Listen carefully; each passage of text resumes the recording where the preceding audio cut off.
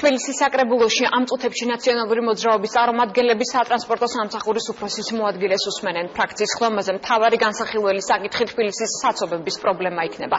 ნაციონალური მოძრაობის წევრები აცხადებენ, რომ მათ უკვე მიმართეს თბილისის მერს, რომ პრობლემის მოსაგვარებლად 20 მილიონი ლარი გამოიყოს, თუმცა მათი განცხადებით თანხა საფინანსო დოკუმენტში გათვალისწინებული არ არის.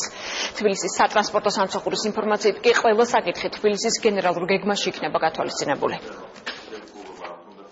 სამწუხაროდ იმ ფონზე, როდესაც ქალაქში არის სატრანსპორტო სისტემის კოლაფსი, ამ ფონზე მერიაში არ არსებობს დასაკრებულში არანაირი ხედვა, არც მოკლევადიანი, არც გრძელვადიანი, თუ როგორ უნდა გამოვიდეს ქალაქი ამ მდგომარეობიდან და ამ ფონზე დედაქალაქის საკრებულოს თავმჯდომარე და დედაქალაქის მერი არიან ჩინეთში და სიმბოლური არის ალბათ ისინი ჩინეთში რომ ვინაიდან მათთვის ეს პრობლემა სამწუხაროდ არის ჩინური. ეს ჩვენ ფრაქციის თომაზე გვინდა განვიხილოთ ის ჩვენი კონკრეტული შეთავაზებები, რომელიც ითვალისწინებდა ქალაქში საავტომობილო გზების კონკრეტული მონაკვეთების რეკონსტრუქციას იმისათვის, რომ ის განიტვირთოს საცობებისგან. ამისათვის ჩვენ ვითხოვდით ბიუჯეტში მინიმუმ 20 მილიონი ლარის გათვალისწინებას.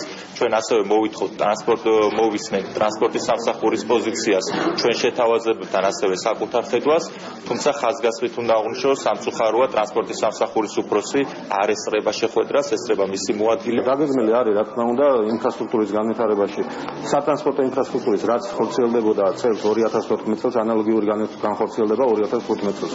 იყო 7 მილიონამდე და იგივე არის დარჩენილი სატრანსპორტო ინფრასტრუქტურის კუთხით. რაც მხოლოდ ტრანსპორტს უსის, ეს შუქნიშნების თემა არის, დახაზვებია, საგზაო ნიშნების მოწყობა და ასე შემდეგ. ანუ მოძრაობის ორგანიზების კუთხით.